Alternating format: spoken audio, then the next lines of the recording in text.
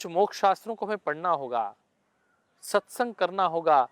मैं देखता हूँ कि आर्य समाज में, मंदिरों में कथाएं हुआ करती थी, परंतु आज वो पहले जो कथाएं हुआ करती थी वह योग परक हुआ करती थी, ज्ञान परक हुआ करती थी, मोक्ष तत्व के साथ जुड़ी हुआ करती थी। मुझे स्मरण आता है कि मेरे दादी जी मुझे उंगली पकड़कर ले जाया करती थी एक कुटिया में, वहां राम की कथा हुआ करती थी और दादाजी का मन लगता था यज्ञ करने में आर्य समाज में। वो रविवार के दिन हमें हमारा क्रिकेट का मैच छुड़वा कर भी वो ले जाया करते थे आर्य समाज में। और मेरा क्योंकि फुटबॉल खेलने का बड़ा मन रहता था, क्रिकेट खेलने का बहुत मन होता था, और वो रविवार कोई मैच होते थे, तो जिस दिन बहुत कठिन मैच होता था, लगता था कि जाना ही है, तो पता हम जब चले तो जाते थे, पता होता था मार आके जरूर अवश्य पड़ेगी।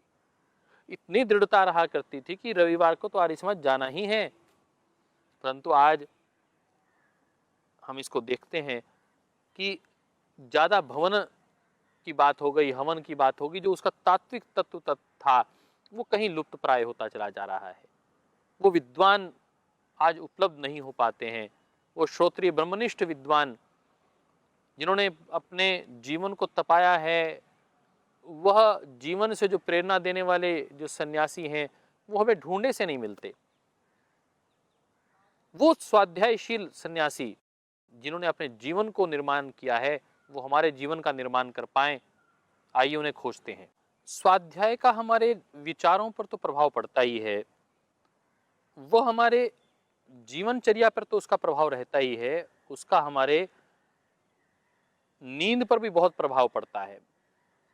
महर्षि चरक और सुश्रुत ने आहार, निद्रा, ब्रह्मचर्य को लेकर बहुत विशद विवरण किया है कि हमारा आहार कैसा होना चाहिए, हमारा आहार के साथ हमारा विचार कैसा होना चाहिए, निद्रा कैसी होनी चाहिए और ब्रह्मचर्य कैसा हो। उसकी जब चर्चा कर रहे हैं और उसकी चर्चा में जब निद्रा की चर्चा आती है, तो मैंने कहा 3 प्रकार की निद्रा मोटे तौर पर हमें जानने को मिलती है, जैसे जागृत अवस्था, स्वप्न अवस्था और सुषुप्ति की अवस्था। तो जागृत अवस्था क्या है? तो जागृत अवस्था है मन, वाणी, कर्मेंद्रियां, ज्ञानेंद्रियां, चित्त और अहंकार जब सब एक्टिव होते हैं तो वो जागृत अवस्था है। परंतु जब मन, वाणी, चित्त, अहंकार, वह मन और वाणी और कर्मेंद्रियां यदि शिथिल अवस्था में हैं, परंतु बुद्धि कार्य नहीं कर रही, परंतु चित्त और अहंकार तत्व काम कर रहे हैं, चित्त मायने जो चंचलता, मन की वो निरंतरता चल रही है, तो स्वप्न अवस्था रहती है। कर्मेंद्रियां काम नहीं कर रही, ज्ञानेंद्रियां काम बाकी नहीं कर रही, परंतु चित्त काम कर रहा है, बुद्धि काम नहीं कर रही है।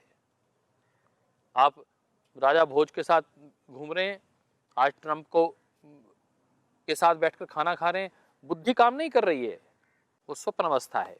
और एक सुषुप्ति अवस्था है जिसमें मन, बुद्धि, कर्मेंद्रियां, ज्ञानेंद्रियां, चित्त और अहंकार कोई कार्य नहीं कर रहा, वह सुषुप्ति की अवस्था।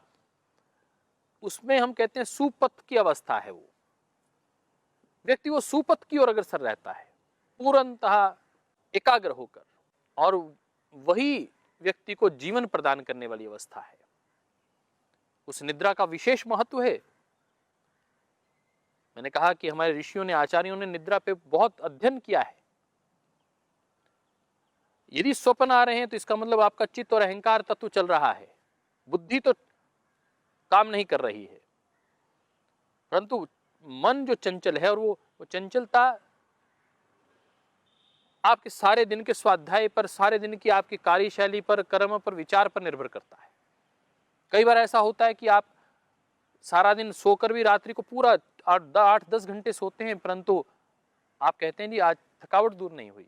परंतु प्रगाढ़ अवस्था में, सुषुप्ति अवस्था में आप 1 घंटा, आधा घंटा, 2 घंटे भी सो जाते हैं तो कहते हैं बिल्कुल तरोताजा हूं मैं। तो इस सब का प्रभाव पड़ता है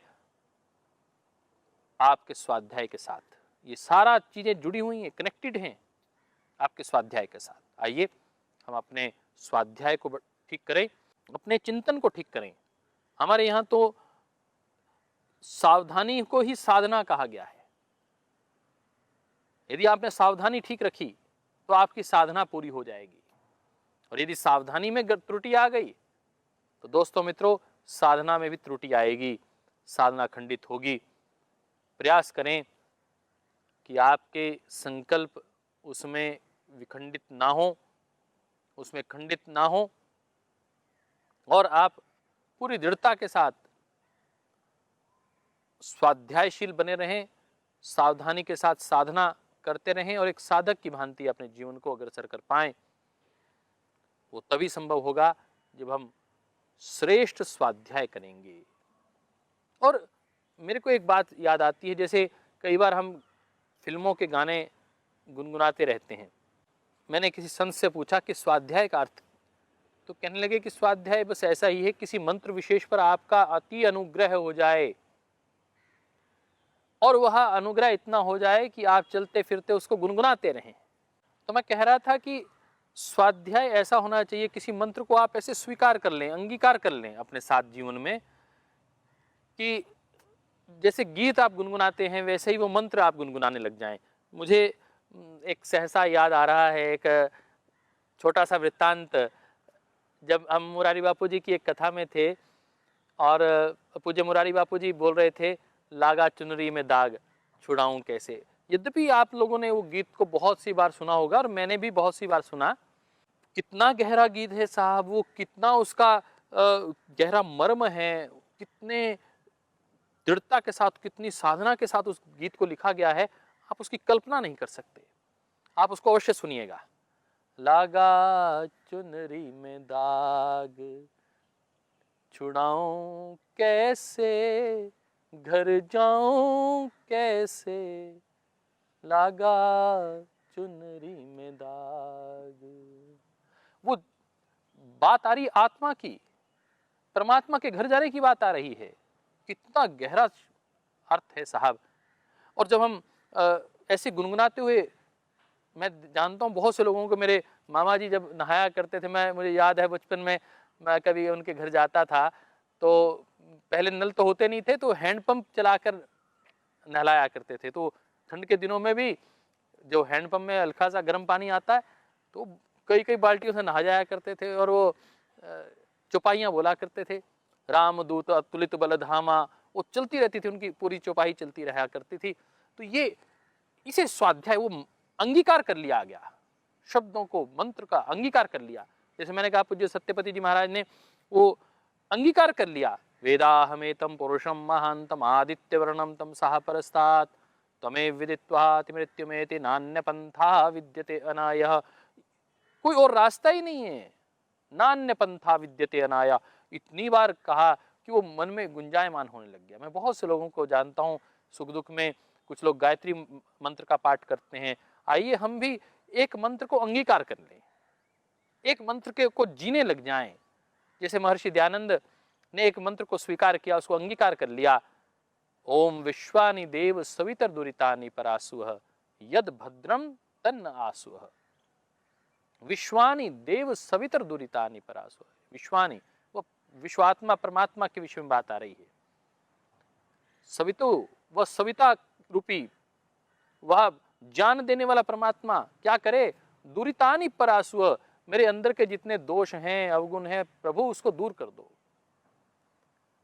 कितना गहरा अर्थ है। दुरितानि परासुः यहीं नहीं रुकता, वेद का ऋषि उससे आगे बात करता है, यद भद्रम तन्न आसुः, जो मेरे अंदर के अवगुण हैं वो तो दूर हो जाएं प्रभु, यद भद्रम तन्न आसुः। और सभी प्रकार की चेतनाएं, सभी प्रकार के जो पॉजिटिव थॉट्स हैं, जो सारे के सारे पॉजिटिव थॉट्स हैं, वो सब मेरे साथ जीवन में आ जाएं। जो शुभ कर्म हैं, जो शुभ भाव हैं, वो सब मेरे जीवन में आ जाएं। मैं अभाव अज्ञान से मुक्त हो जाऊं, भाव और ज्ञान से युक्त हो जाऊं, प्रकाशित हो जाऊं। ये जो भाव है, ये भाव की जो चेतना है, ये मुझे लगता है ये स्वाध्याय का मूल मर्म है। तो आप अपने जीवन में एक किसी श्लोक को अपना लीजिए, गीता जी के, मैंने बहुत से श्लोक हैं, योगस्थ कुरु कर्माणि संगम त्यक्त्वा धनंजयः सिद्ध सिद्ध्यो समो भूत्वा समत्वम योग उच्यते। जीवन में समवस्था को प्राप्त करना, इसके लिए निरंतर प्रेरित रहना आप अंगीकार कर सकते हैं। आप अंगीकार कर सकते हैं कर्मण्येवाधिकारस्ते मा फलेषु कदाचन। ये कर्म के प्रति आपकी अनासक्ति बनी रहे, फल के प्रति, आपकी कर्म के प्रति नहीं, कर्म के फल के प्रति अनासक्ति बनी रहे, यह महत्वपूर्ण है। और मुझे इसके साथ साथ स्वाध्याय के दृष्टिकोण से यह ध्यान में आता है कि ओंकार का लंबा जाप करना। ओंकार का जाप करते हुए पूज्य स्वामी ब्रह्मानंद जी महाराज आदि पूज्य दीदी के साथ मुझे पूज्य स्वामी जी महाराज के साथ BR हिल्स जाने का अवसर प्राप्त हुआ। वहाँ पूज्य स्वामी ब्रह्मानंद जी महाराज के सानिध्य में कुछ दिन ध्यान करने का और यहाँ हरिद्वार में भी ध्यान करने का अवसर मिला। वो एक ही बात कहा करते हैं, जब ओंकार का जाप कर रहे हैं तो आपके मन में चलना चाहिए, हे जगदीश्वर प्रभु, हे रक्षक प्रभु, हे पालक प्रभु, आप मेरी रक्षा और पालना कर रहे हैं, मैं आपके प्रति कृतज्ञ हूँ। आपने मुझे कितना सुंदर जीवन दिया है, आप मुझे अपनी प्रेरणा से निरंतर मेरा प्रोत्साहन करें, मेरी रक्षा करें, मेरी पालना आप कर रहे हैं, हम आपके आभारी हैं।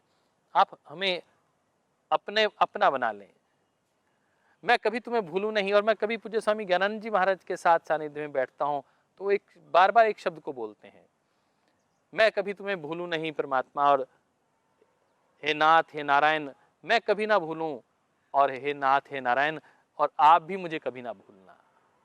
तो ये भाव चेतना जो है, ये स्वाध्याय के साथ अंगीकार करते हुए, मैंने कहा कि पहला अध्याय का 28वां सूत्र और पतंजलि योग दर्शन के दूसरे अध्याय का पहला सूत्र जो क्रिया योग के साथ हमें जोड़ता है, और ये क्रिया योग हमारे जीवन में क्या क्या कर सकता है, इसकी चर्चा भी मैं आपके साथ आने वाले एपिसोड में करूंगा।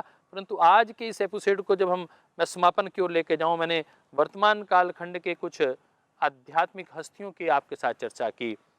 कुछ लोग आरती बोला करते हैं, उनके मन में गुनगुनाया रहती है, गुनगुनाते रहते हैं। कुछ जय श्री कृष्ण बोला करते हैं, कुछ जय श्री राम बोला करते हैं। हमारे संबोधन भी परमात्मा के साथ जुड़े हुए संबोधन हैं, और मुझे बहुत अच्छा लगता है हमारे परम श्रद्धेय स्वामी जी महाराज ने, परम श्रद्धेय आचार्य श्री ने, देखिए बहुत सी और चीज़ों में परिवर्तन तो किया ही है, हमारे संबोधन में भी जो परिवर्तन कर दिया है। हम सब लोग हेलो हाय बोलने वाले लोग हो गए थे, उनमें कितनी भारतीयता, विशुद्ध भारतीयता भर दी है। और मैं भारतीयता ही नहीं कहूँगा दोस्तों मित्रों, उसमें एक ऋषि का पुट डाल दिया है, ऋषि तत्व को हमारे अंदर अभिसिंचित कर दिया है श्रद्धेय स्वामी जी महाराज ने, उस ओम शब्द के साथ। उस ओम शब्द के बोलते ही एक ऋषि संस्कृति का व्यक्तित्व हमारे अंदर निश्चित हो जाता है कि ये साधक, इसके अंदर कोई ना कोई ऋषि तत्व तो है ही, इसके अंदर ऋषि को जीने वाला व्यक्ति है, ऋषि की जीवनी को, उनके विचारों को समझने वाला व्यक्ति है, भारतीय मनीषा, भारतीय दर्शन को समझने वाला व्यक्ति है। क्योंकि ये भारतीय जो दर्शन है, ये ऋषियों की जो हमारे ऊपर आशीर्वाद है, जो विचारधारा है, ये बहुत गहरी है। और आजकल मैंने कह रहा था कि हरिद्वार में कुंभ की बात चल रही है, शंकराचार्य जी महाराज ने, आदि शंकराचार्य जी ने जो ये 4 धामों की बात रखी है, ये कुंभ की प्रक्रिया आरंभ हुई है, ये कहीं ना कहीं उस प्रकार के सत्संग का भाव पैदा करती है, ऋषि संस्कृति को जागृत पुनः स्थापित करने के लिए बार बार हमें प्रेरित करती है। और मैं एक पुस्तिका में पढ़ रहा था कि शरीर मेरा नहीं है, भगवान शंकराचार्य जी कह रहे हैं, देह अभ्यास ही संन्यासः नाकाशाय वाससा न अहम देहो न मे देहो बोद्धहम इति निश्चय, बोद्ध अहम इति निश्चय। मैं ये देह नहीं हूं, यह शरीर मेरा है, इस बात का निश्चय कर लें कि यह शरीर भी मेरा नहीं रहने वाला है और मैं ये शरीर नहीं हूं।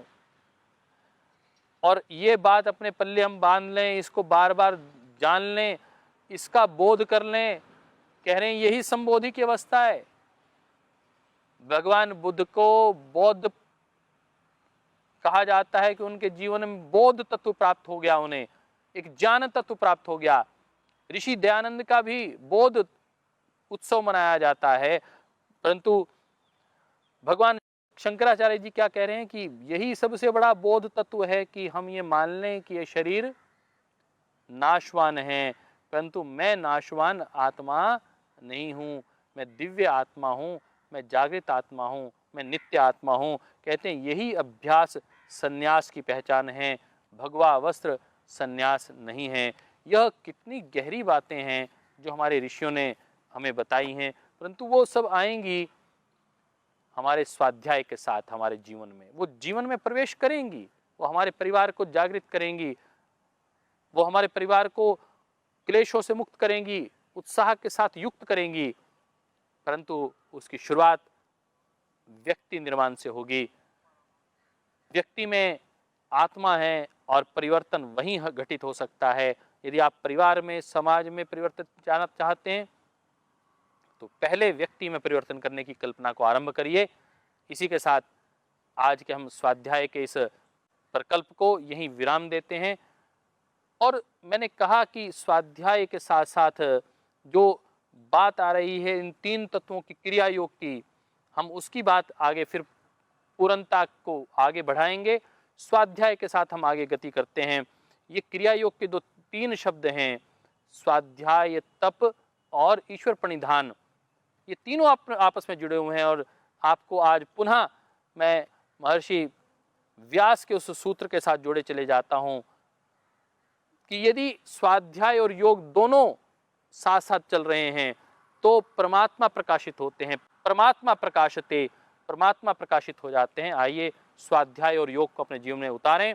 स्वाध्याय मायने ओंकार का स्मरण, ओंकार का उच्चारण, किसी मंत्र को अपने जीवन में अर्थ सहित धारण करना, और योग का अर्थ है अपनी मन की वृत्तियों को निरोध करना। ये दोनों जब घटित होंगे तो परमात्मा तत्व प्रकाशित हो जाएगा।